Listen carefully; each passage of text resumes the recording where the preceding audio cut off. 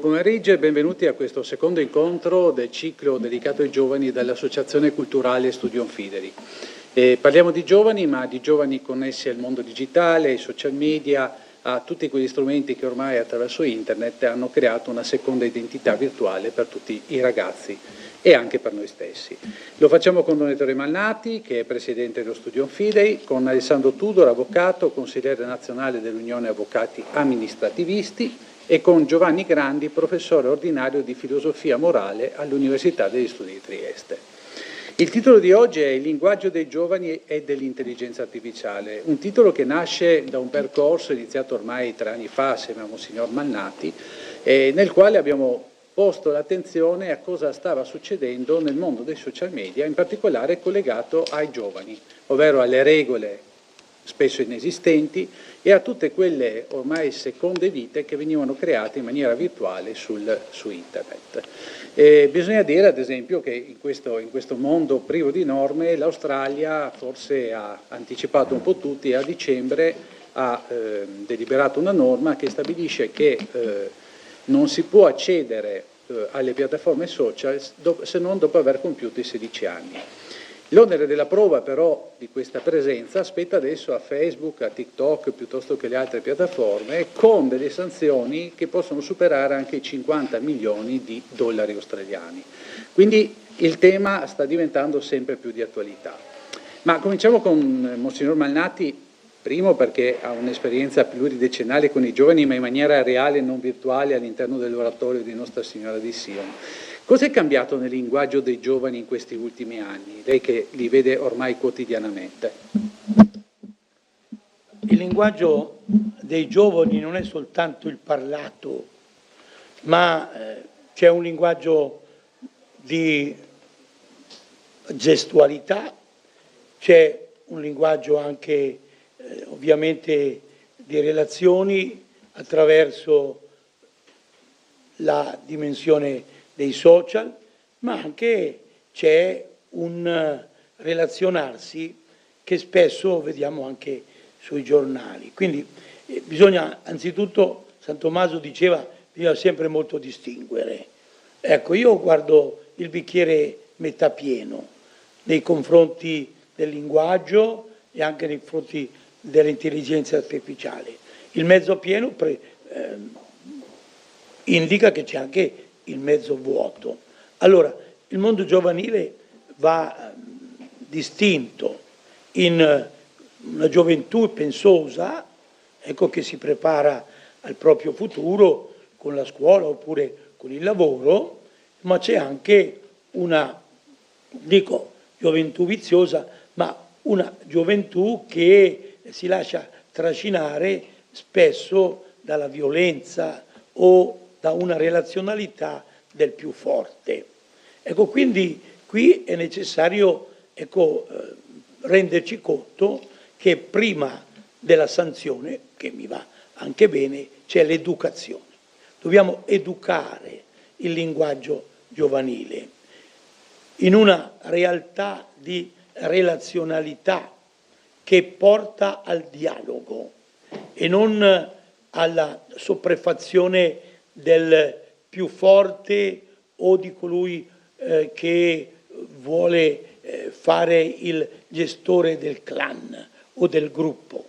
Ecco, qui bisogna stare molto attenti, poi il professore di morale certamente lo dirà, è necessario trovare, ecco, una relazionalità confacente al mondo giovanile, che non significa compiacente, che il mondo giovanile, ecco, sappia recepire. Un grande comunicatore, oggi lo ricordiamo nel primo anniversario della morte, è stato proprio Papa Francesco, che con i suoi, tra virgolette, che non erano solo slogan, con i suoi slogan ha indicato un modo nuovo di essere Chiesa. Chiesa ospedale da campo, Chiesa fuori ovviamente dalle sacrestie, una Chiesa che è attenta alle periferie esistenziali, cioè un linguaggio ovviamente che fa pensare. Quindi il linguaggio che, diciamo, la società pensa di offrire ai giovani è un linguaggio che fa pensare, sia ai giovani pensosi, orientati a costruire il proprio presente e il proprio futuro, ma anche ai giovani che sono incappati in un cliché che è quello di essere violenti per essere considerati. Quindi il linguaggio è una determinazione dell'agire, ma prima c'è una valutazione, diciamo, contenutistica, di cultura. Che cultura noi stiamo offrendo al mondo giovanile? Ecco, la cultura del profitto, la cultura del più forte, la cultura del possesso e non della relazionalità. Pensiamo ad esempio al discorso di coppia, ai femminicidi, queste realtà qua. Ecco, è necessario rileggere il modo di porsi in una progettualità di società e di cultura. E se manca questo, anche il linguaggio è ovviamente un linguaggio che ha già in sé un tarlo. È necessario, appunto, io preferisco, l'ho sempre detto, il discorso dell'educare con quello del reprimere. Sì, se ovviamente, diciamo, uno Stato, ecco, come l'Australia ha pensato di fermare un tipo di comunicazione ai 16 anni, ma per noi i giovani vanno dal 18 in su, gli altri sono preadolescenti e sono adolescenti. È in quel momento lì che è necessario l'accompagnamento del linguaggio. Anzitutto il linguaggio del proprio corpo, il linguaggio della realtà dove tu sei. Quindi è tutto un lavoro che deve entrare nell'aspetto della progettualità educativa. Io comunque, dicevo, il bicchiere è metà pieno, sono fiducioso che se c'è una sinergia comune con anche dei paletti, perché ci vogliono, no? Se si vuole essere sicuri sulla strada ci deve essere la precedenza, lo stop, il via, il semaforo verde, quello giallo e quello rosso. Cioè questi non sono realtà che limitano libertà, qualificano il nostro progredire. Se la concezione è questa, certamente l'intelligenza artificiale potrà essere, diciamo, un vantaggio anche proprio per il progetto educativo del linguaggio dei giovani e del linguaggio tra le varie generazioni. Io imposterei così la riflessione. Monsignor Malnati, lei ha citato Papa Francesco, a questo punto rimaniamo un attimo con lei, ma come comunica in questo momento la Chiesa ai giovani? Secondo lei, quali sono gli strumenti e i linguaggi che sta utilizzando? La Chiesa è grande, è vasta. Ecco, come oggi la Chiesa si sta relazionando con i giovani? Beh, io credo anzitutto, anche a Trieste c'è stato, diciamo così, quello che è il discorso del linguaggio gentile, come la filosofia gentile, no? Esempio del Medioevo, cioè il recupero profondo del valore e del rispetto della persona. Ecco, il linguaggio ai giovani deve essere un linguaggio sincero, vero e non banale. Io credo che, io parlo adesso della Chiesa, della Conferenza Episcopale Italiana e della Conferenza Episcopale Svizzera, perché sono in contatto in questi anni con la Conferenza Episcopale Svizzera, per la quale ho fatto anche, diciamo, un lavoro in questi giorni, è il cercare di capire come elevare la dimensione della curiosità del giovane a realtà che qualifichino la dignità della persona.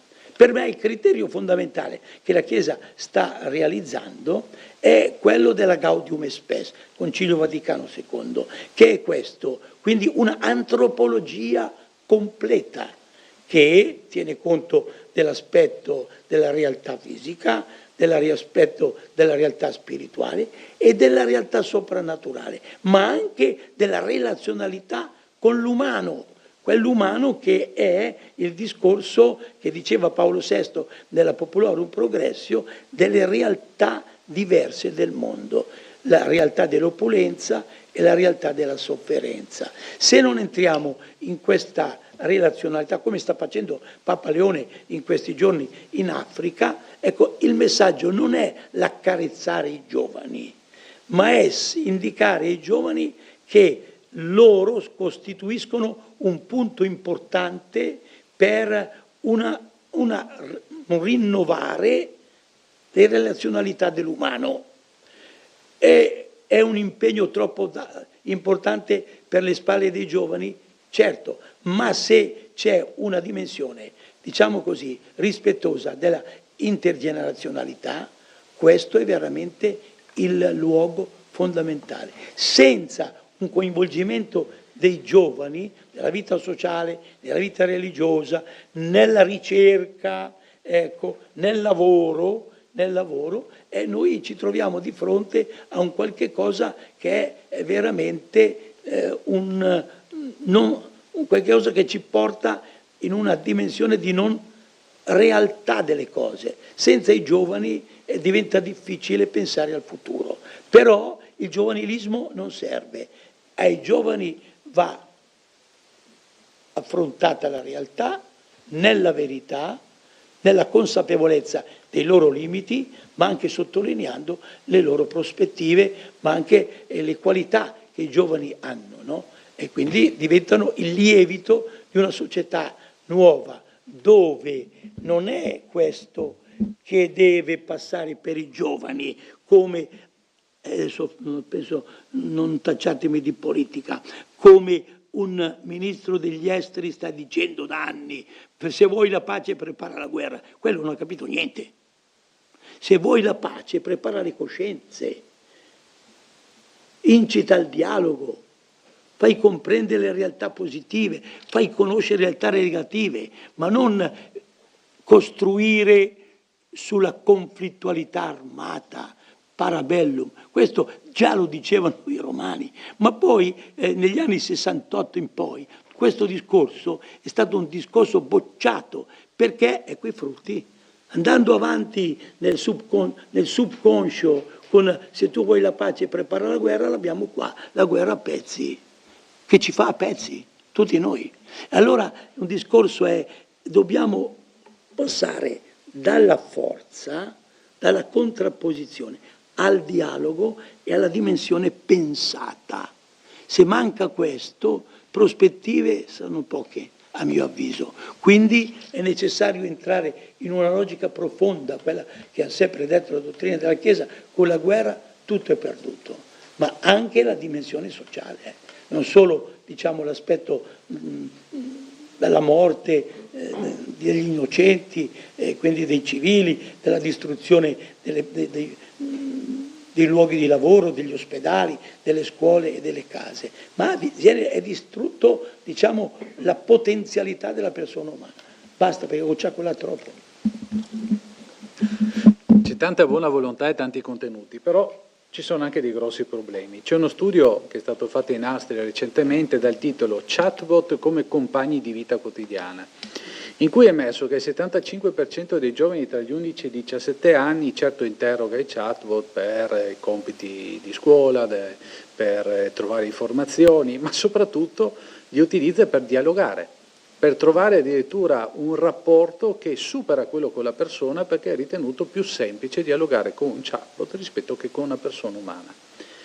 Purtroppo vengono anche utilizzati questi chatbot per scrivere i messaggi, quindi magari uno, non so, un ragazzo piace a una ragazza, interroga ChatGPT piuttosto che Gemini per chiedergli: scrivimi un messaggio per riuscire ad approcciarmi, no? Ma ci sono tante cose che si stanno evolvendo. C'è quasi una sostituzione della persona reale con quella virtuale. Allora, professor Grandi, questo è un tema complesso, no? Cioè, questa intelligenza artificiale ci sta, al di là del sostituendo, ci sta proprio formando. Rischiamo che questi giovani, nel dialogare più con un chatbot rispetto che con una persona reale, magari con un docente come lei, o con anche dei formatori, con degli educatori, si formi con l'algoritmo. Ma chi c'è dietro l'algoritmo?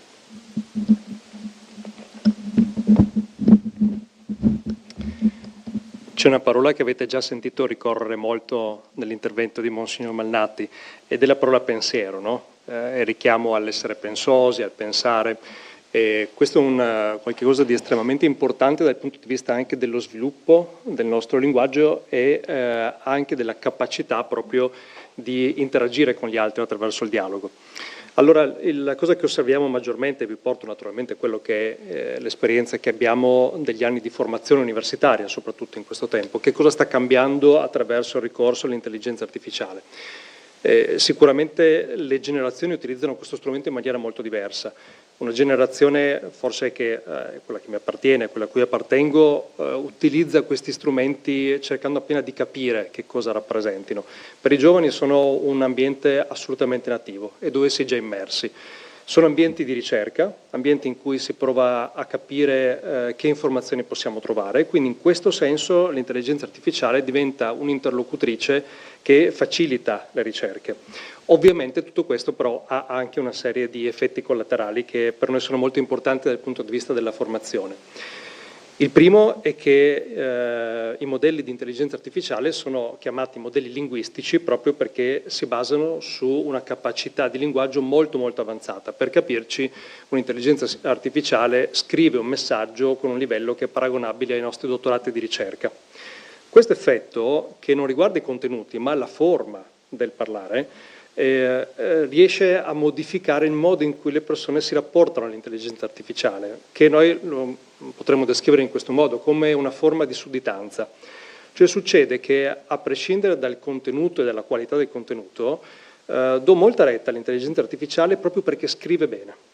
Allora, qui noi incontriamo un elemento interessante di mutamento proprio nell'apprendimento, che riguarda le generazioni che utilizzano sempre di più questi strumenti e che riguarda proprio il riconoscimento che nel loro percorso formativo, il signor Mallatti lo ricordava molto bene prima, quello che probabilmente è mancato è una capacità di sviluppare un livello adeguato di linguaggio. Se noi non sviluppiamo tutto questo, una volta si diceva, no, che si va a scuola per imparare a scrivere e a far di conto. Ecco, guardate che queste due cose che magari ci riportano a tanti anni fa sono le cose fondamentali, perché da una parte c'è la capacità computazionale, dall'altra c'è la capacità di scrittura, che stiamo perdendo però. La stiamo perdendo perché i contenuti che siamo abituati a incontrare, qui naturalmente anche un ruolo lo giocano i social media, sono i contenuti molto veloci, tipici dei social, in cui la scrittura è contratta, è molto essenziale e quindi la capacità di lettura di testi complessi si sta abbassando. Questo lo vediamo anche nei programmi universitari, tendiamo sempre di più a offrire delle cose più accessibili, ma in questo abbassiamo anche il livello di ingaggio. L'effetto di tutto questo è proprio che si sviluppa diversamente la capacità intellettuale, quella pensiosità di cui dicevamo prima. La capacità di produrre delle proposizioni lunghe con degli inserti, delle subarticolazioni sta collassando. Allora, più diventano essenziali i nostri linguaggi, più diventano poveri in realtà, e più noi lasciamo uno spazio proprio per i contenuti artificiali. Allora, è vero che è uno strumento da saper utilizzare molto bene, ma è uno strumento che ha un impatto anche proprio oggi sulla nostra formazione intellettuale. Quello che vediamo alle spalle ancora è che a livello culturale si sta riducendo proprio la capacità di lettura delle persone. Quindi quelli che una volta erano i grandi classici vengono letti sempre di meno, ci accontentiamo di contenuti semplificati e in questo modo però forgiamo anche i contesti culturali. L'altra caratteristica dei chatbot è quella di funzionare come uno specchio sostanzialmente. Se li avete provati, se avete fatto qualche ricerca, sapete che tendenzialmente tendono a esprimersi analogamente al tenore linguistico delle domande. Più le nostre domande sono semplici, più le risposte diventano anche semplici. Lo stesso motore di ricerca, lo stesso tipo di algoritmo restituisce effetti diversi.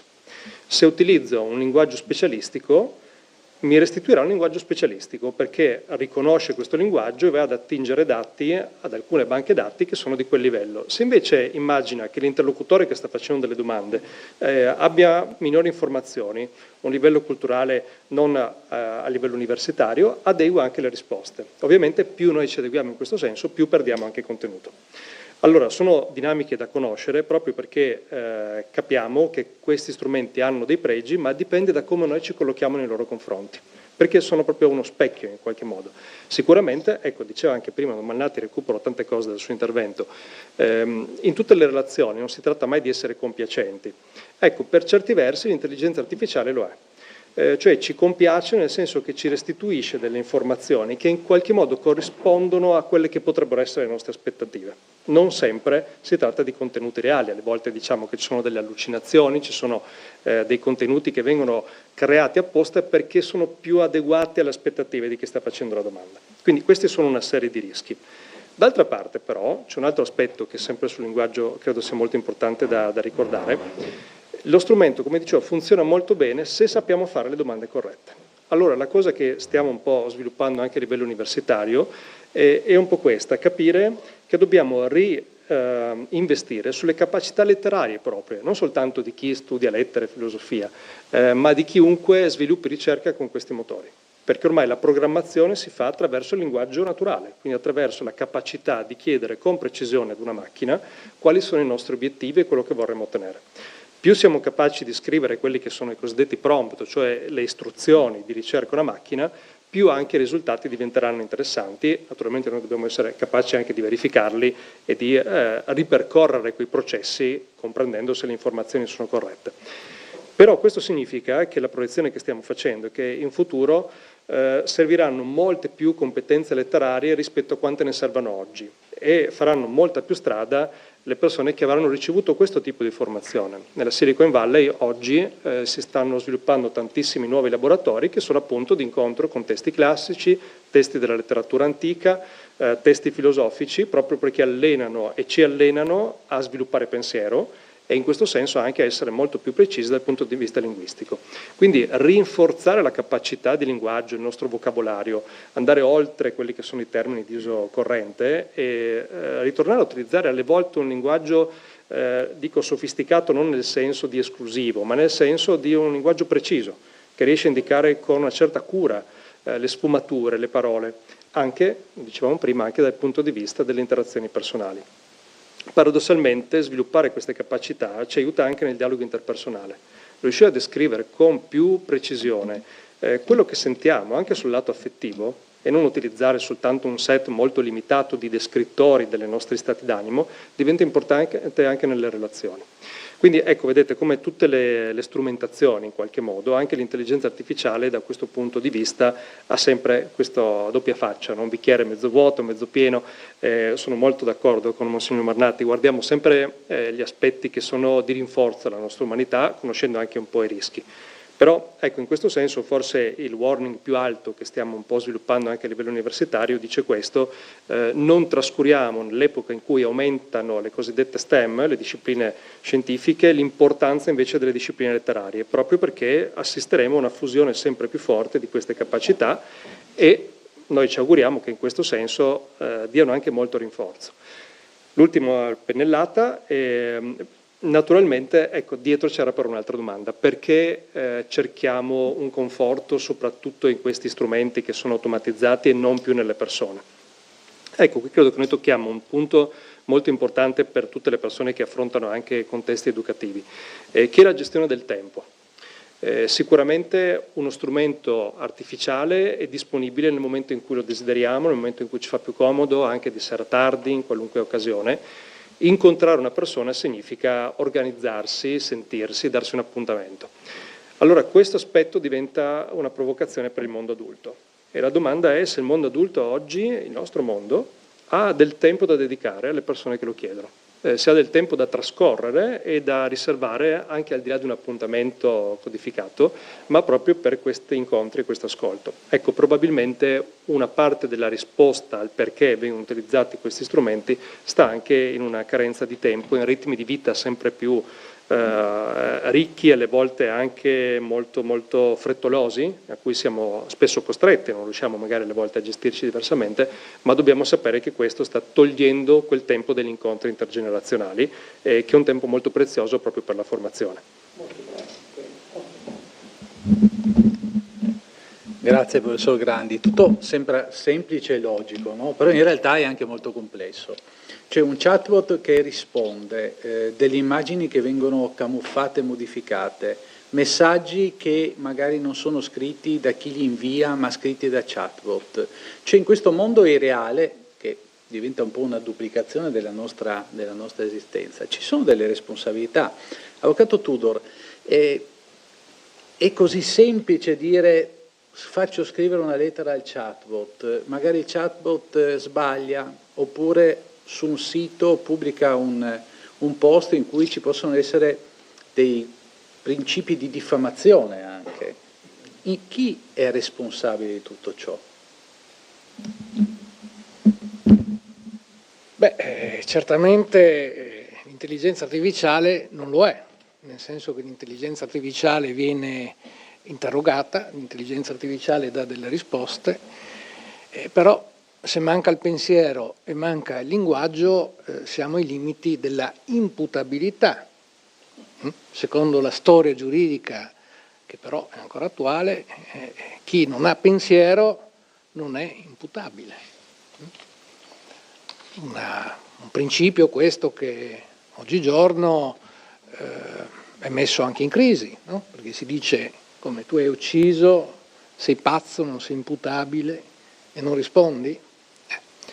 Beh, questo è l'estremo, ma c'è anche un altro paradosso del fantasma di Canterville, lo chiamo io, no? Vi ricordate il libro di questa famiglia che entra e ad un certo punto c'è questo fantasma che si aggira per questa casa. L'intelligenza artificiale è un po' il fantasma di Canterville, con la differenza che il fantasma di Canterville era un nobile, ricco di linguaggio e di conoscenze, perché il problema della responsabilità si collega proprio al tema del pensiero e della conoscenza, e quindi dello studiare. Noi oggi parliamo di linguaggio dei giovani. Il professore adesso ci ha spiegato, no? L'intelligenza artificiale interrogata dal linguaggio dei giovani e a seconda del linguaggio che viene utilizzato dà un risultato diverso. Che attenzione, non è solamente il messaggio per riconquistare il fidanzato o la fidanzata perduta, ma potrebbe essere anche l'immagine e quindi il linguaggio torna a più di 3.000 anni fa. Pensate al linguaggio degli egizi, dove la scrittura era un'immagine, o ancora prima. Come facciamo a insegnare ai ragazzi il linguaggio dell'intelligenza artificiale? Perché sapete, noi facciamo, come siamo mai nati, abbiamo scritto la Carta di Trieste, cioè cerchiamo di essere ai tempi, ma stiamo correndo dietro una ruota che va troppo veloce. Com'è che insegniamo il linguaggio dell'intelligenza artificiale? Con il testo delle elementari di italiano, chiedo al professore, chiedo all'Accademia. Cioè alle scuole elementari com'è che si insegna la scrittura e il linguaggio? Perché se continuiamo a insegnarla come si insegnava ai tempi miei, è una partita persa questa. E non possiamo poi creare regole sanzionatorie per i ragazzi a cui non è stato insegnato come usare il linguaggio. Perché guardate, con le sanzioni, con le regole, non si risolve nulla. La sanzione è il perimetro esterno a un sistema di diritti, di doveri, di cultura, di rispetto, che deve vivere da solo, non vive con la sanzione. Nel momento in cui si applica una sanzione, qualsiasi essa sia, vuol dire che il sistema ha fallito, vuol dire che siamo già in una situazione di patologia. Quindi, a mio parere, il vero tema è come insegniamo il linguaggio ai ragazzi e com'è che, tra virgolette, gli adulti sono consapevoli di come arriva l'insegnamento ai ragazzi. Perché guardate, io che ho 2 figlie di diverse età, ma non tante distante da loro, hanno 5 anni di differenza e più o meno hanno lo stesso linguaggio, ma è già diverso, nel senso che è rapidissimo il cambio del linguaggio a seconda dell'età. Se voi date in mano l'intelligenza artificiale a un 12enne e lo date in mano a un 20enne, i risultati anche su una stessa ricerca dipendono in maniera, l'ha detto il professore prima, in maniera enorme rispetto all'input che viene dato alla macchina.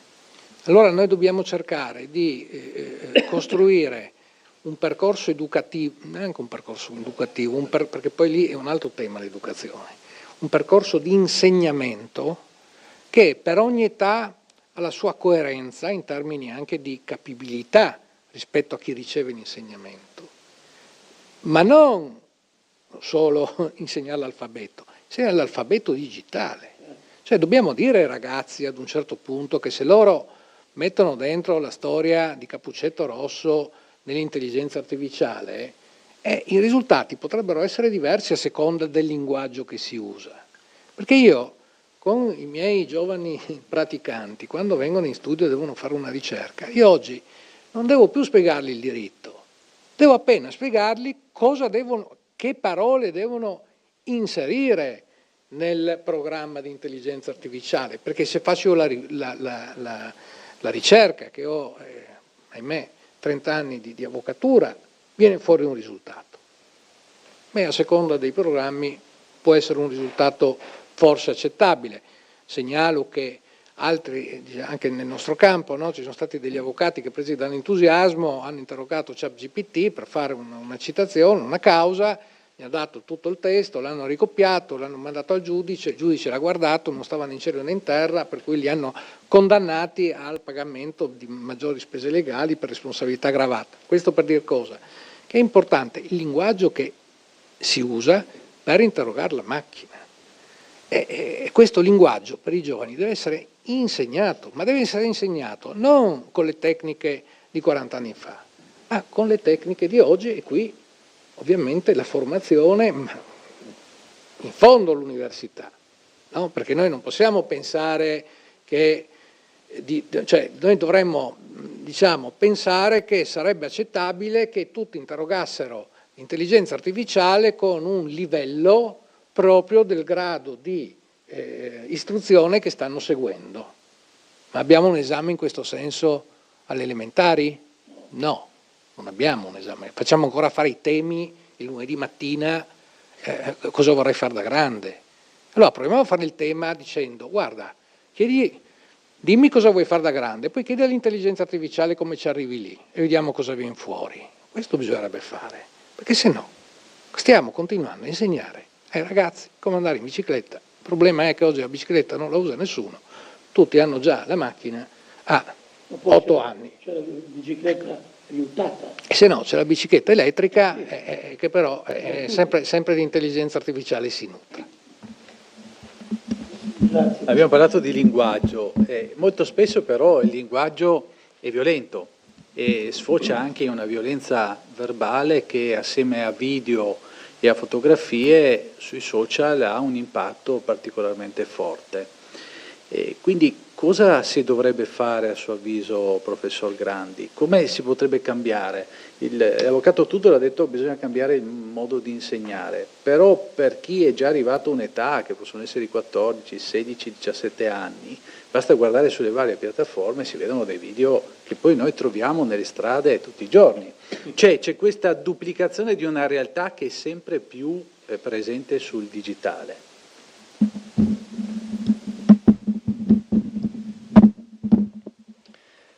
Sempre qui da Trieste, ancora nel 2017 ha preso le mosse un'iniziativa che ormai è molto nota a livello nazionale, che si chiama Parole Ostili, e che è nata proprio da questa idea, no? Che cosa sta succedendo nel mondo della comunicazione giovanile, perché assistiamo a dei tassi di violenza, alle volte di insolenza, alle volte di aggressività, che non vediamo però concretamente nei rapporti tra le persone.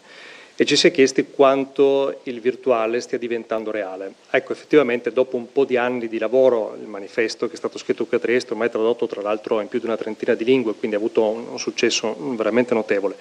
La domanda a cui ho provato a rispondere era proprio questa: ma allora che cosa si può fare, no?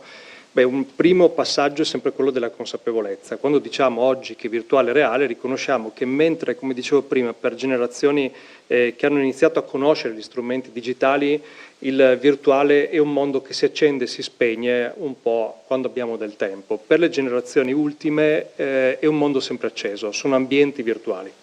Allora, vivere il digitale come un ambiente significa anche provare a capire che lì dentro noi ci siamo con la nostra personalità, ci sono altri attori e soprattutto tutti quanti abbiamo un pubblico. Allora, questo è un passaggio molto importante che alle volte non viene colto. Immaginiamo di rivolgerci a una singola persona senza dei filtri, in realtà stiamo parlando a un universo molto più ampio. Questo purtroppo amplifica anche e soprattutto la violenza. perché c'è un'esposizione magari maggiore delle persone che vengono colpite e il circuito diventa molto più ampio. Non occorre che citiamo dei casi, ma sappiamo quanto anche a livello di cronaca le ferite che si ricevono nel mondo digitale sono assolutamente reali e portano delle conseguenze notevoli.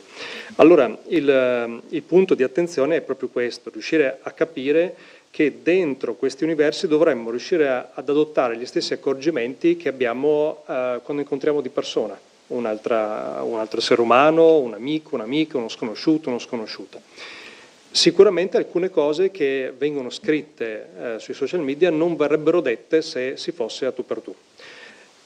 Ovviamente diciamo però siamo nei social media, quindi come si fa? Ecco, la difficoltà è questa, cominciare a immaginare proprio nella formazione, come diceva l'avvocato Tudor prima, degli esercizi proprio per introiettare questa consapevolezza. Cioè per dire, nel momento in cui mi metto a scrivere qualche cosa, che sia su WhatsApp, ma che sia anche su un qualunque altro social che usa magari anche delle immagini, ecco, ma che io commento, mi colloco in quel contesto come se davanti avessi la persona a cui sto scrivendo.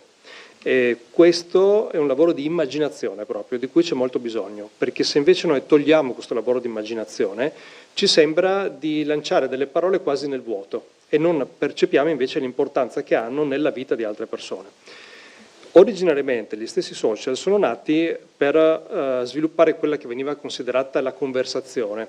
La conversazione davanti a un tè, a dei pasticcini, possiamo proprio concepirla in questo modo, cioè un setting in cui le persone si incontrano, non affrontano immediatamente né questioni conflittuali né questioni spinose, ma cominciano a scambiarsi poche informazioni sulla vita, si raccontano e in questo modo cominciano a distendere una piccola relazione che consente di sondare l'universo affettivo delle altre persone. In una conversazione, dopo un po', comincio a capire quali parole possono essere accolte anche dall'altra persona, quali parole magari nel mio universo sono neutre, ma nel suo, perché magari culturalmente diverso o un'esperienza personale diversa, risuonano magari in maniera violenta.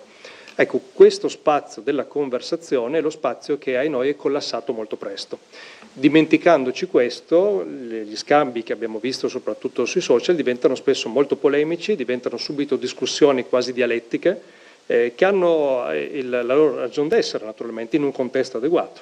Possiamo fare uno scambio molto acceso anche di idee, però è uno scambio che arriva quando già abbiamo una stima reciproca, quando sappiamo ben differenziare il fatto che possiamo distinguerci sulle idee, ma nel rispetto tra di noi, addirittura nell'amicizia tra di noi, il legame è molto stretto. I social tante volte non ci permettono di fare questo. Non c'è un legame stretto tra le persone che protegge e fa capire anche che una diversità di idee può anche essere espressa in maniera accesa purché ci sia quel contesto protettivo. Allora, il problema della violenza sui social è qualcosa di complesso, abbiamo usato più volte questa parola, ma proprio perché è un setting comunicativo che in parte recupera qualche cosa che conosciamo nelle nostre ordinarie interazioni, ma in parte salta dei passaggi. Salta appunto il passaggio preliminare della conversazione, non ci diamo il tempo per conoscersi, molto spesso interagiamo con persone che non abbiamo mai incontrato, immaginiamo che quel setting lì, che è alle volte molto immediato, un botta e risposta, sia qualche cosa in cui noi possiamo lasciare un po' di tutto senza che abbia grandi conseguenze.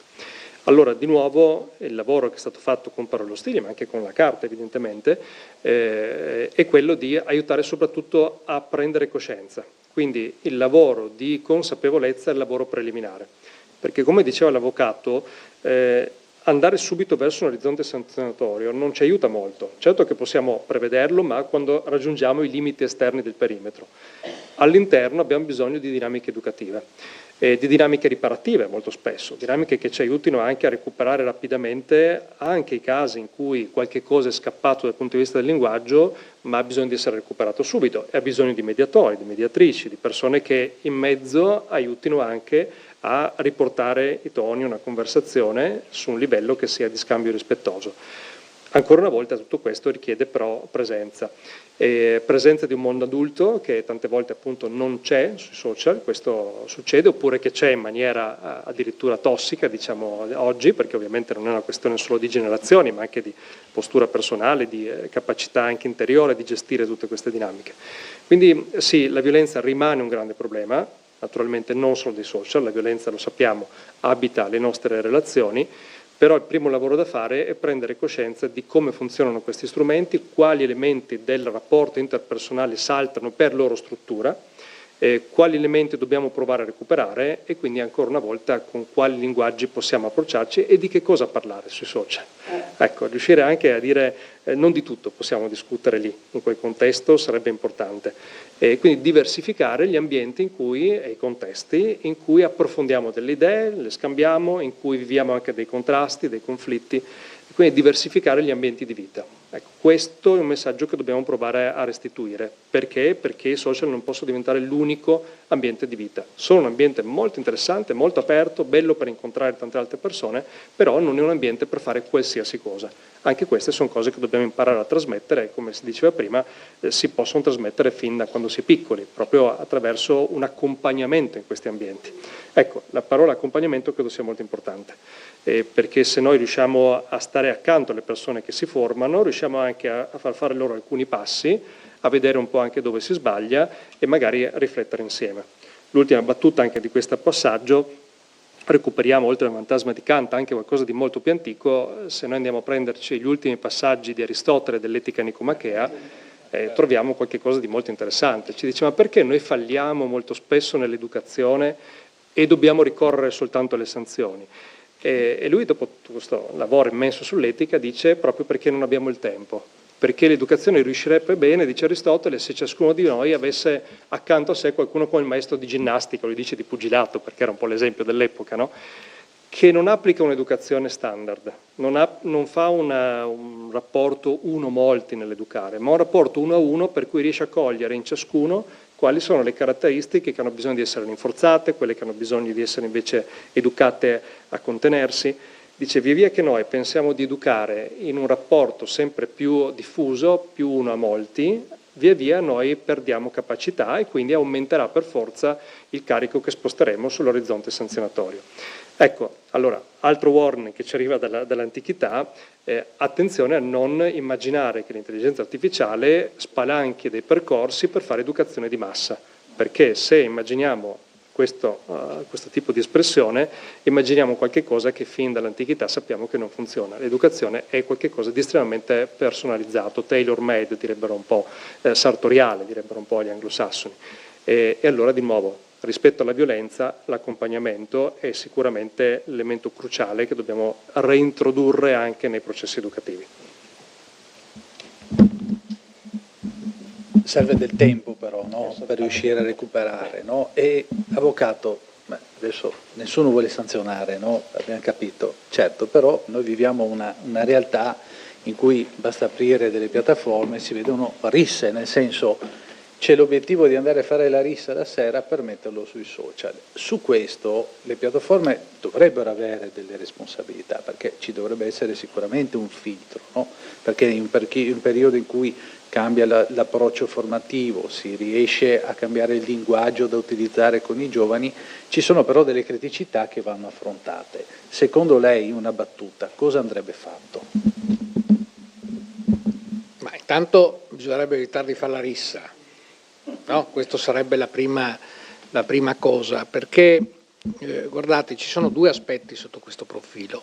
L'aspetto materiale dei reati, e questi sono su due livelli. I reati che vengono compiuti per essere poi pubblicati e i reati invece che vengono compiuti mediante la pubblicazione.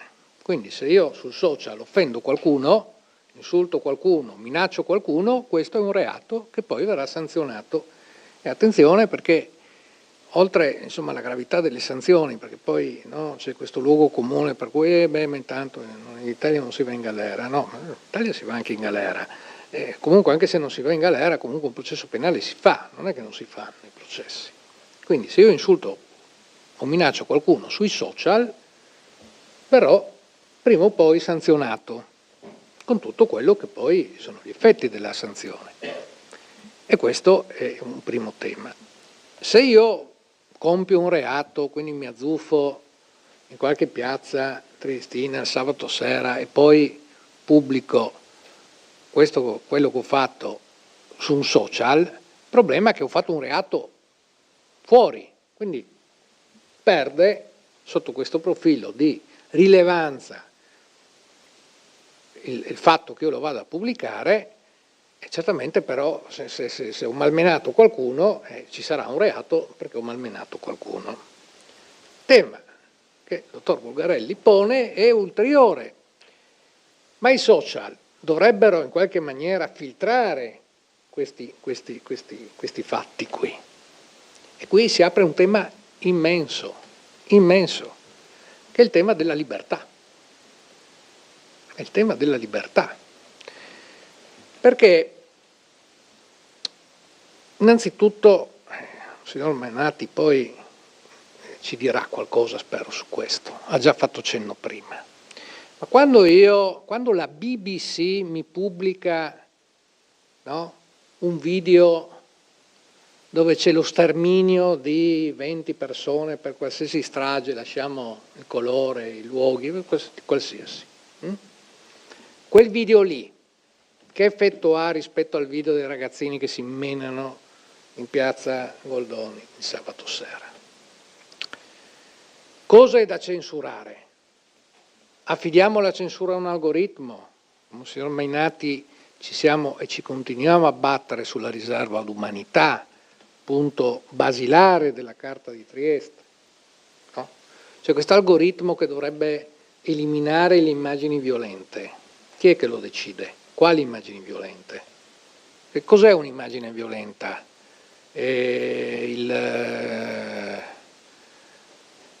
L'automobilista che preso dallo stress dopo 20 minuti di coda insegue e abbatte un ciclista? I ragazzini che si menano? Perché tutti ci siamo menati da giovani, no? Chi più, chi meno. No? Ecco, non c'erano i social. Non c'erano i social e c'era un battipanni che ci aspettava a casa, per cui se non ci avevano fatto male, probabilmente la madre o il padre ci faceva male. Ora io non voglio dire che questo sia il metodo educativo perfetto, abbiamo superato anche questo. Ma vi ricordate, no, qualche film degli anni 60 in cui arrivava il maresciallo a casa e diceva: scusi, suo figlio, maresciallo, quando arriva il maresciallo, ma non serviva la sentenza del pretore, perché era arrivato il maresciallo. E allora torniamo lì. Il problema è educativo. Il problema sono i giovani pensanti. Perché, come diceva il signor Mainati, i giovani viziosi, è un po' la caratteristica dei giovani, se non si è un po' viziosi da giovani non lo si deve essere, no, a 60 anni, no, è giusto, però deve prevalere l'educazione, il pensiero. Chiudo, perché poi è legale o non è legale? Non è legale, no, ma ci sono dei presidi che quelli non cambiano. Genitori, scuola, sport, amici. Questi sono i presidi. Oggi l'intelligenza artificiale. Amo, che ne dici se stasera andiamo a far baldoria? L'intelligenza artificiale che dice: amo, andiamo a far baldoria, ti dico anche dove. Dovrebbe aggiungere: ma non menarti se vai a far baldoria. Tanto per semplificare l'orizzonte, no, che bisogna avere, perché ripeto, adesso il professore l'ha detto con parole ancora più storiche, no? Cioè, siamo da sempre, no? Che ci diciamo che la sanzione è l'estrema ratio, no? E quindi certamente questi comportamenti hanno rilevanza penale, certamente, importante, bisogna evitarli con questo strumentario di cose. Monsignor Mannati, Sì.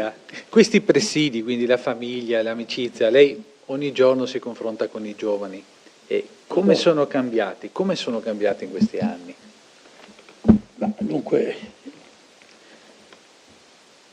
io tirerei le fila un po' di quello che gli illustri relatori hanno abbozzato con molta competenza. Anzitutto, a mio parere, è necessario fare questa valutazione. Che tipo di frequentazione il giovane ha quando accede ai social, qual è la frequentazione che lui pensa? Il mondo, il vizio, il gioco, il mondo dell'educazione, della cultura, e qui dunque la frequentazione dipende anche dal tipo di società. Quindi, come dicevi tu, la famiglia, la Chiesa, perché anche la Chiesa c'è un grande ruolo, no? E ovviamente la scuola. Allora, è necessario fare in modo che la frequentazione, ecco, possa essere indicata dall'algoritmo.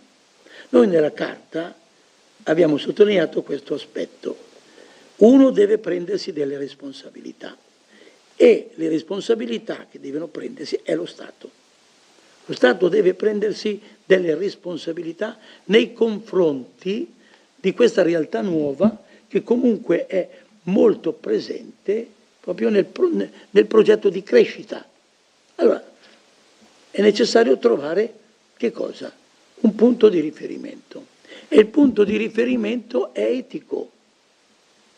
Quando noi abbiamo abdicato al diritto naturale, che altro punto di riferimento c'è?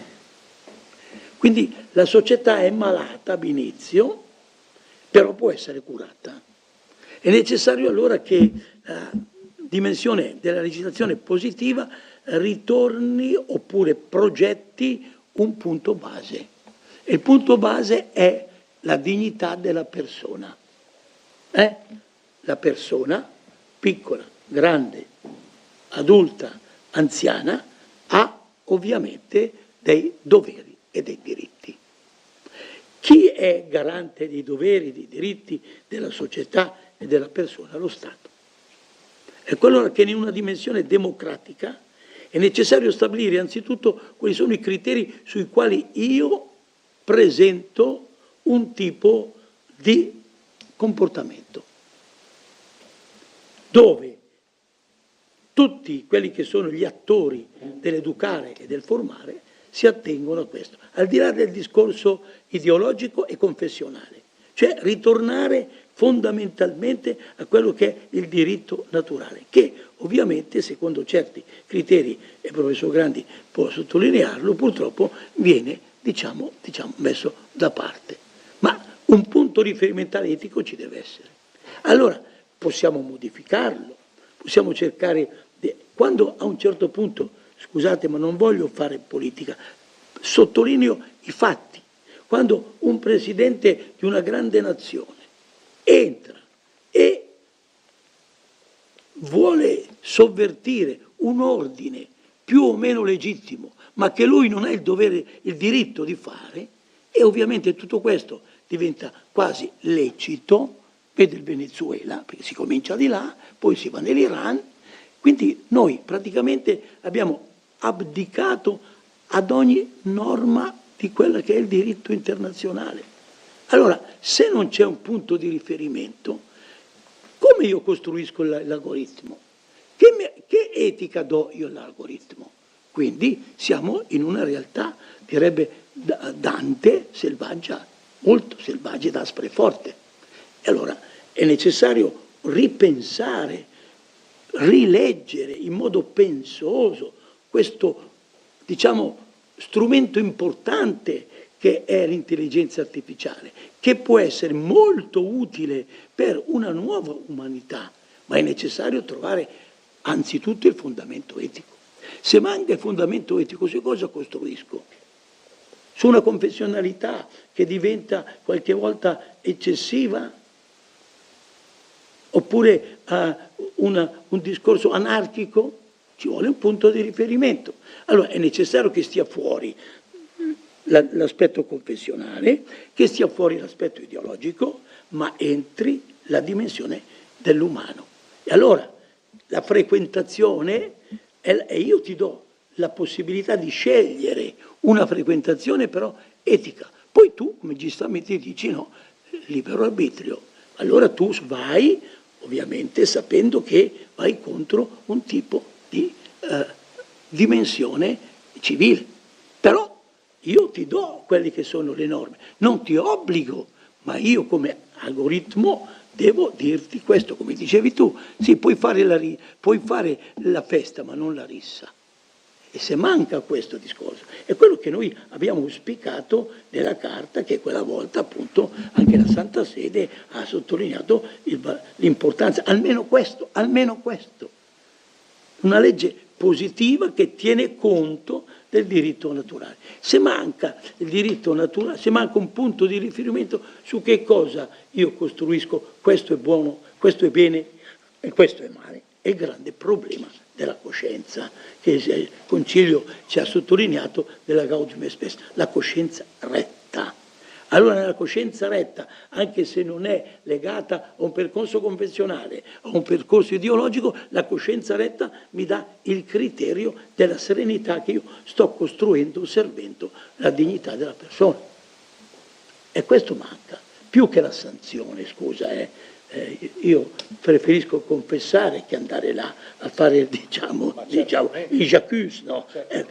Però è lì, se manca un punto di riferimento sul quale io costruisco l'algoritmo che porta avanti una promozione della dignità della persona secondo un criterio culturale, è impossibile. Ad impossibilia nemo tenetur. Questo è il fatto. Quindi la confessione è uno strumento, il tribunale anche, quindi è meglio che coesistano tutti e due. Allora ringraziamo il professor Grandi, l'avvocato Tudor, Monsignor Malnati, e il prossimo appuntamento, Don Ettore, sarà il 28 maggio al mattino alle 11, lo faremo qui in Camera di Commercio, interverranno l'assessore regionale alla formazione, all'università, alla ricerca e al lavoro Alessia Rosolen, il presidente della Camera di Commercio della Venezia Giulia Antonio Paoletti, Monsignor Malnati, e andremo un po' a parlare dei giovani, il mondo del lavoro, quelle che sono le nuove professioni che anche grazie all'intelligenza artificiale si stanno affacciando sul mercato del lavoro, e quindi andremo a dare un po' una visione di quelle che possono essere le opportunità che si stanno creando, delle possibilità che si stanno perdendo, ma delle opportunità che, come ha detto anche il professor Grandi, potranno nascere grazie alla formazione, perché adeguarsi all'utilizzo dell'intelligenza artificiale è una possibilità per tutti noi, in maniera più o meno semplice, con più o meno fatica, ma sicuramente è uno strumento fondamentale e coadiuvante del lavoro di tutti noi. Grazie, prego Don Ettore. Poi riprenderemo in settembre con un argomento molto interessante. Siamo a 800 anni della morte del più santo tra gli italiani e più italiano dei santi. Chi è? San Francesco. Bene.